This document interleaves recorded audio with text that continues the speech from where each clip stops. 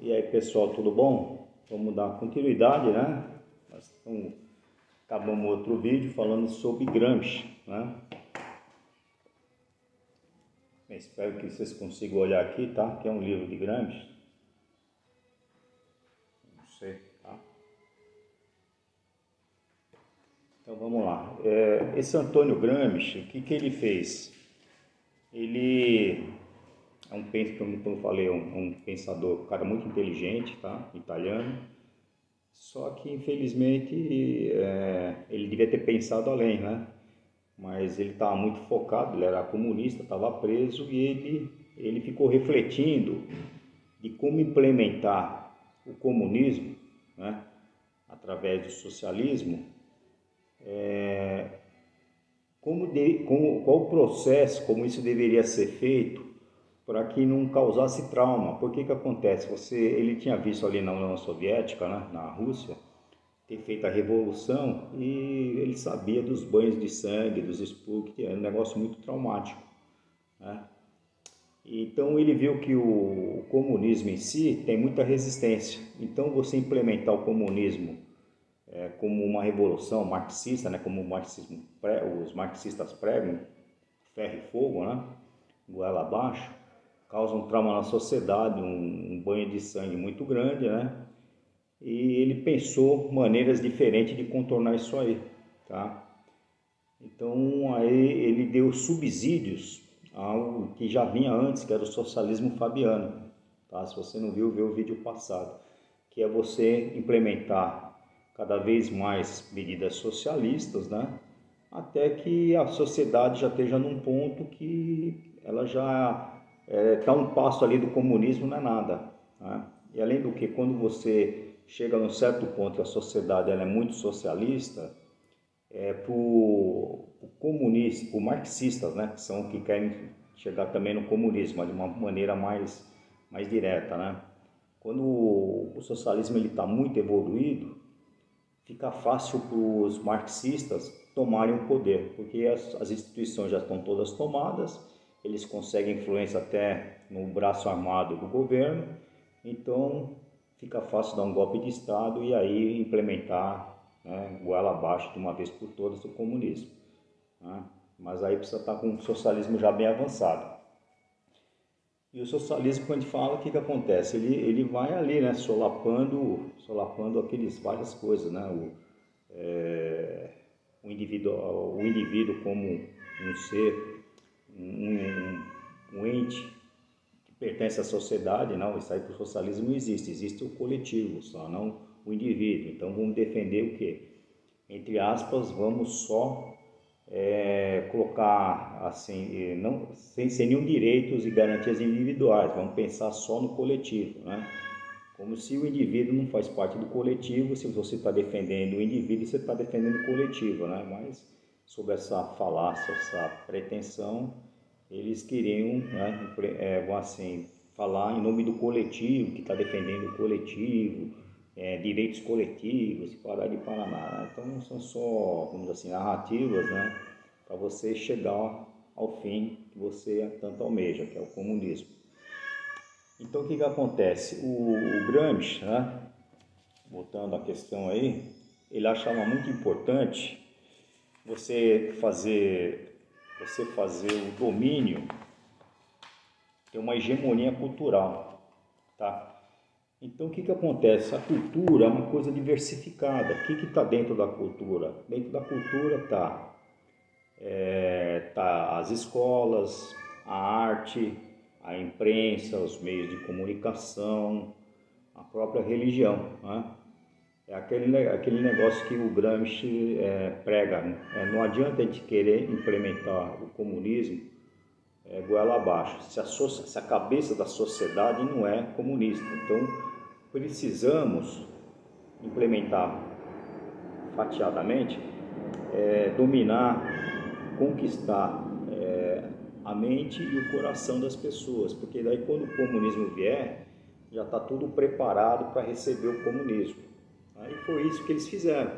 Então o que acontece? Fizeram reuniões, né? O socialista Fabiano, eles têm agenda, agenda do ano, de 5 anos, 10 anos, 20 anos, 30 anos.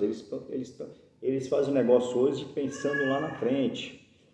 Então, por exemplo, vamos colocar aqui, ó, é muito importante para eles ter o domínio da imprensa, né? Aí, vamos colocar o exemplo do Brasil. Como que foi dominada a imprensa aqui no Brasil? Porque hoje a imprensa é quase 100% unissona, né? É esquerdista, né? Ela varia de esquerda a extrema esquerda, né? Não tem outro porquê. Em 79, mal me engane, eles passaram, o PT, ele conseguiu, já era recém-formado, recém-criado, né? Mas naquela época, né, os esquerdistas, o PT, eles conseguiram aprovar uma lei que, para você ser jornalista, você precisaria ter um diploma. Aí fica aquele negócio, para que um cara, para escrever um artigo no jornal, para dar uma opinião, para fazer uma reportagem, ele precisa de um diploma? Na verdade, não precisa. Mas qual que é a ideia que está por trás disso? A ideia que está por trás disso é o seguinte: já de muito tempo, a esquerda domina os sindicatos, tá? Todos os sindicatos praticamente, de um modo geral, quase todos, né? Domina o sindicato dos professores, há muito tempo domina, né? Então você criando uma lei dessa e você dominando o sindicato dos professores, você vai dominar as universidades que vão dar o curso de jornalismo, tá? Aí os professores,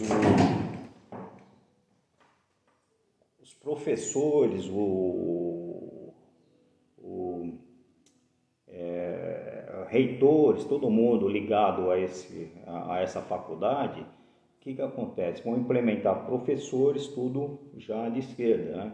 Então, quando o aluno chegar ali para receber algumas matérias e tal, eles já vão começar a receber a doutrinação de esquerda dentro da cadeira que é o jornalismo, né?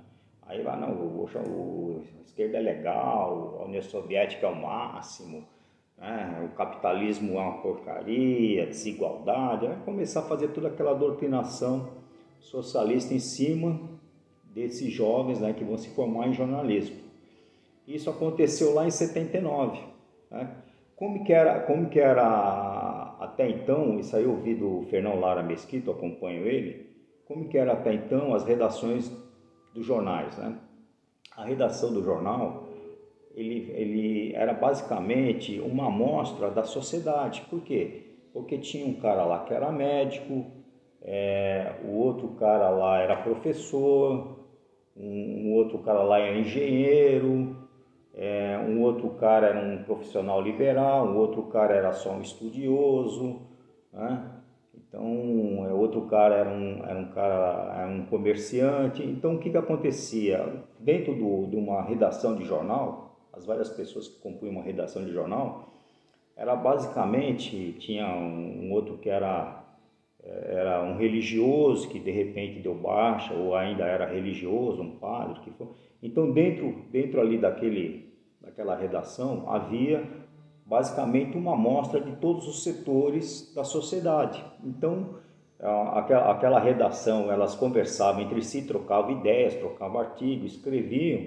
Então, havia uma pluralidade de pensamentos e opiniões dentro da redação dos jornais até 79. A partir do momento que a esquerda começou a dominar o curso de jornalismo e formar os novos jornalistas, né, e eles foram paulatinamente entrando nos meios de comunicação, na imprensa do modo geral, inclusive tinha pessoas já de esquerda dentro da própria redação. Eles começaram paulatinamente a dominar as redações. Então, no começo aí até 79, tinha há poucos caras de esquerda, vamos dizer assim, né? Revolucionários, caras de esquerda. A partir daí começou, daqui a pouco mais um, mais outro, né? Até que chegou num ponto que toda a redação, ela se identificava com a esquerda. Então, não passou muito tempo, passado aí 10 anos, toda a redação, ela tinha um discurso só, uma visão de mundo única, né? Que o que é bom é a esquerda é o máximo, né? E eles passaram, a partir daí, implementar isso nas notícias, nas opiniões. Então isso é um exemplo que aconteceu aqui no Brasil, mas não é só no Brasil, nos Estados Unidos é algo semelhante, né? Eles conseguiram dominar essa, vamos dizer assim, a imprensa, a grande imprensa de um modo geral. E com isso eles conseguem difundir mais as suas ideias, eles começam, né? Então uma ideia que é obscura, tal, e que não tem um contraponto, o que acontece? Você bota uma ideia qualquer, mas se tem pluralidade, vai um cara e fala assim, ó, você tá falando que isso aí é só bom, ó, mas ó, tem esse ponto, ó, isso aqui é ruim, isso aqui não funciona, tem um contraponto. Simplesmente com essa hegemonia que eles conseguiram, eles tiraram o contraponto, então eles ficaram hegemônicos, tá? Então eles fizeram isso na imprensa, eles fizeram isso na grande mídia, né? Dos telejornalismo, um exemplo lá fora, Hollywood começou a ter um viés no começo pequeno, né? Dos anos 60 para frente, né? Mas até os anos 60 para frente eles começaram também a implementar um viés de esquerda e foi só aumentando, né? Foi só aumentando cada vez mais. Então, é outra coisa que eu falei lá atrás, janela de Overton, né? Que você coloca um personagem com aquelas características que você quer, vamos dizer assim, você quer deixar em evidência, né? Aí no outro filme, em outra novela, você não coloca um personagem com aquela característica, você coloca dois, né? Aí você fala, porra, mas isso é uma bizarrice, não é bem assim, né? Isso ainda mesmo estando fora, assim, da proporção com a própria sociedade em si, né? Aí tranquilo. Aí no outro você coloca 3 personagens com aquelas características que você quer implementar, que você quer difundir, que você quer valorizar. Aí depois coloca 4, e aí você faz um desses personagens, ele tem uma posição assim que ele é muito legal, muito bacana, você entendeu? Então é aquele negócio que você vai desviando. Isso é a janela de Overton. Vou dar um exemplo melhor da janela de Overton. Por exemplo, até começo dos anos 80, praticamente não tinha assim nada, tinha propaganda de cigarro, isso, aquilo, não tinha nada contra o tabagismo, né? Aí começou o quê? Vamos lá, proibir propaganda de cigarro só depois das 10 da noite. Tá, começou aí. É uma engenharia social para tirar, isso é por um lado bom, vamos dizer assim, um lado para tirar o vício da sociedade, uma coisa que faz mal. Mas beleza, liberdade acima de tudo. Aí depois de 10 da noite, primeiro propaganda de cigarro, só depois das 10 da noite, né? Tiraram do horário nobre na novela, isso, aquilo. Passado um tempo, propaganda de cigarro não pode ter mais na televisão, só na revista, só no jornal, isso, aquilo. Aí depois nos outdoors, tal, né? Aí depois também foram restringindo isso. Aí, primeiro você não podia mais fumar dentro do avião, em qualquer lugar, só na metade do avião, como se a fumaça não passasse para o outro lado, né? Aí depois, em lugar público, pode fumar, mas só num lugar especial, no fumódromo, você entendeu? Aí depois, não, agora não pode em lugar público, não pode fumar mais em lugar nenhum. No avião agora também durante o voo não pode mais fumar. Então, quer dizer, paulatinamente, você vai, uma janela, você vai mandando ela para o lado que você quer. Por exemplo, no Brasil, eles colocavam que o PSDB, que é um partido socialista, já no nome, partido de esquerda, eles colocaram o PSDB como sendo direita. Então, quer dizer, eles pegaram a janela de Overton, puxaram para cá, né? Então, um partido já de extrema esquerda ficou só um partido de esquerda perante a imprensa. E um partido de centro-esquerda, que seria o PSDB, virou um partido de direita. Então, isso é a janela de Overton, é você mudar os parâmetros para que paulatinamente vá encaixando naquilo que você está querendo, né? E quando você faz isso, você está dentro de um que eles chamam de engenharia social. É você tentar, através dos meios de comunicação, de leis, de costume, você tentar interferir no comportamento da sociedade como um todo. Então você vai colocando leis, você vai fazendo propaganda, você vai dando mais visibilidade para isso, menos para aquilo, para de uma maneira que o que você quer, o que você almeja, os seus objetivos, você interferir no comportamento da sociedade como um todo. Então, a engenharia social e a janela de órbita é um dos instrumentos que a engenharia social usa para atingir esses objetivos aí, tá bom? Então eu dei o exemplo agora como foi feito aí no caso a dominação das redações de jornal aqui no Brasil. Quer dizer, os caras fizeram uma lei lá atrás, olha só como os caras pensam lá na frente. Eles fizeram uma lei lá atrás, tá? Para eles dominarem as faculdades que iam formar os jornalistas, né? E assim, formando os jornalistas, eles iam ter hegemonia da opinião, da narrativa na grande imprensa. E é o que você vê hoje, né? É por isso que a grande imprensa, quando veio a internet, que o pessoal começou a ver opiniões divergentes, contraponto contra o que estava sendo postulado pela imprensa, a imprensa ficou muito, vamos dizer assim, mordida, muito... Por quê? Porque eles estavam acostumados a não ter nenhum contraponto, eles tinham a hegemonia da narrativa, eles tinham a hegemonia da notícia. O viés que eles queriam, eles selecionavam as notícias que eles acham importante para a causa deles, davam opiniões deles, demonizavam aquilo que nos inconvinha. Né? Só que isso com a internet nos libertou dessa camisa de força. Tá? E o que acontece? Vamos lá para o Gramsci novamente, né? Então, hegemonia cultural, né? É você dominar a grande imprensa, dominar as artes, a cultura. Você pode ver, né? Você formar intelectuais. Outra coisa que eu esqueci de falar, por exemplo, você vê as faculdades de direitos, né?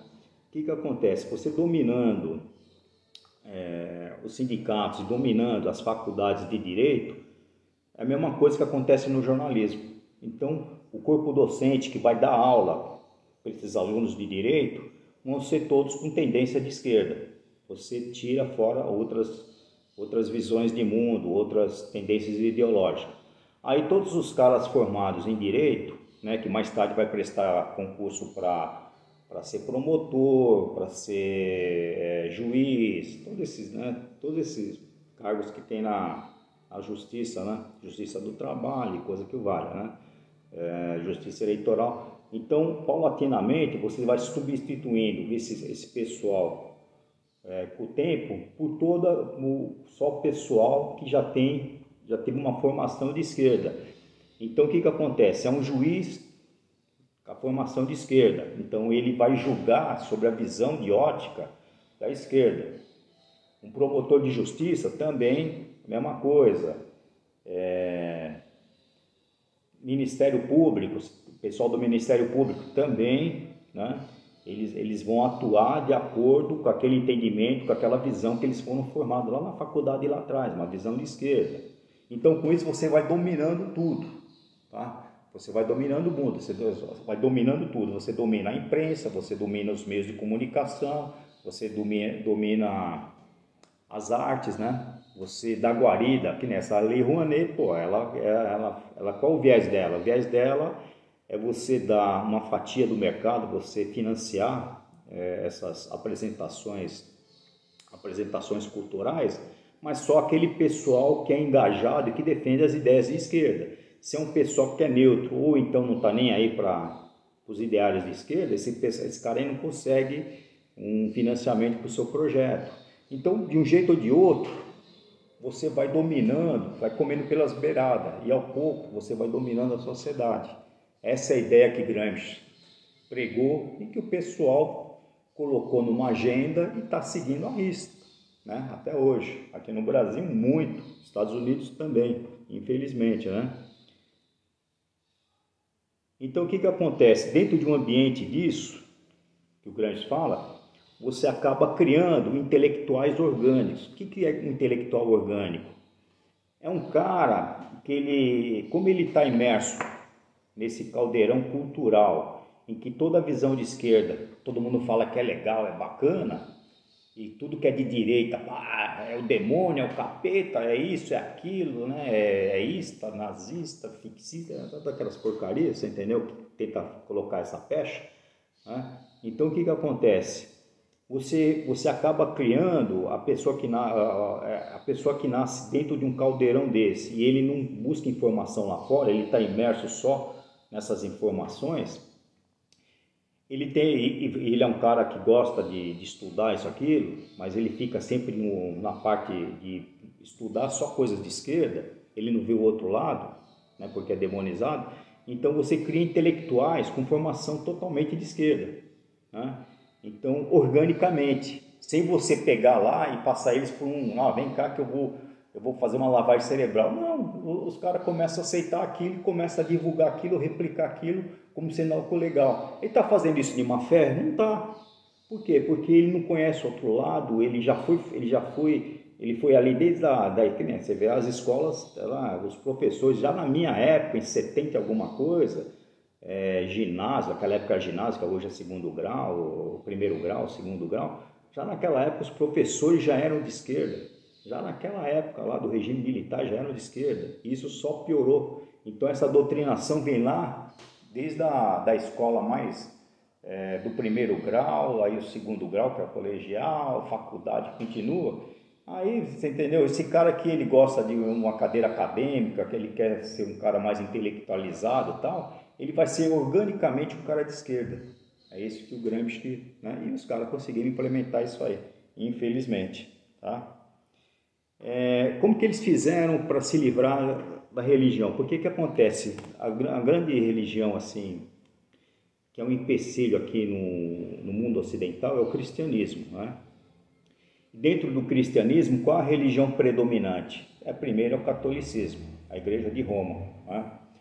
Então, isso aí eu vi num vídeo na internet, uma explicação que é o seguinte, né? Quem falou assim, como que nós batemos de frente com o cristianismo ele está muito solidificado, tanto na sociedade, nas famílias, né?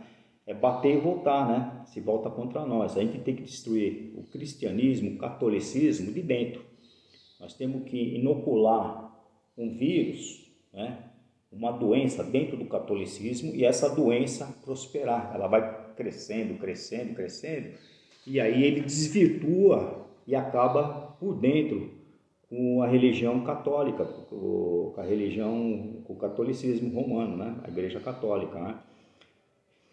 E isso foi feito o quê? Aí o Nikita Khrushchev, que era um dirigente máximo acho que nos fim dos anos 50, começo 60, do Partido Comunista Soviético, né, que era a Rússia, né?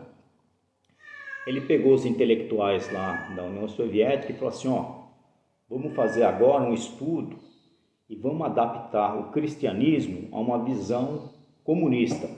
Então vamos desvirtuar tudo, não importa, eu quero uma visão comunista da Bíblia, tá? Uma visão tal. Então o que acontece? Fizeram aquela forçada de barra homérica, né? Assim, grande e tal. E isso pariu o quê? Isso aí pariu a teologia da libertação, que você já deve ter ouvido falar.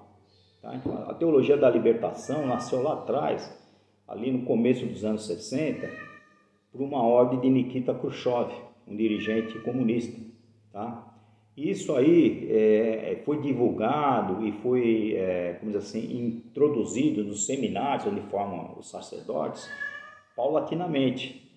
E muitos sacerdotes se deixaram levar por essa falácia, você entendeu? Que é uma visão forçada ao extremo do que está na Bíblia, forçada para o lado comunista. Jesus Cristo era um revolucionário e por aí vai, você entendeu? Beleza. Então, foi o jeito, a teologia da libertação foi uma coisa parida pelo comunismo lá atrás. Para quê? Para enfraquecer a igreja, destruir a igreja por dentro, né? Infelizmente, você vê até que ponto chegou que hoje nós temos um Papa, esse Papa atual aí, o Papa Francisco, ele é praticamente um cara de esquerda de carteirinha, né? Então, o negócio galgou tanto que chegou no maior dirigente da Igreja Católica, que é o Papa, um cara de esquerda, um cara com viés de esquerda claros, né? O Papa Francisco. Entendeu? Então, quer dizer, eles tiveram sucesso também nesse ponto. Graças a Deus, a partir do momento que a Igreja Católica Apostólica Romana ela foi enfraquecida por dentro por conta dessa teologia nefasta, maléfica, que é a teologia da libertação, né, que vai contra a própria religião, o que importa é o materialismo aqui agora, o que vem depois não interessa, né? Que acontece? Teve um crescimento no Brasil das igrejas evangélicas. Então as igrejas evangélicas ocuparam, conforme a igreja católica foi diminuindo a sua influência, seu espaço na população, as igrejas evangélicas, em contrapartida, foram ocupando esse espaço. E isso foi bom porque manteve os valores cristãos, os valores de defesa da família, os valores da sociedade ocidental, né? Os valores de um modo geral. Então isso aí foi ruim por um lado, mas por outro a igreja evangélica foi muito bom. Ela cumpriu esse papel, ela segurou, né? Defesa das liberdades individuais, tudo mais, todos os valores judaicos cristãos, né? Que esse é um dos nossos, vamos assim, pontos fortes, é um dos nossos pilares da liberdade e da sociedade ocidental, né? Então, ao fim e ao cabo, você vê quanto assim quiseram fazer mal, mas não conseguiram chegar nesse ponto, tá? Vou ficando por aqui. No próximo vídeo eu dou continuidade nessa parte aí, que ainda tem alguma coisa para ser falada. Obrigado.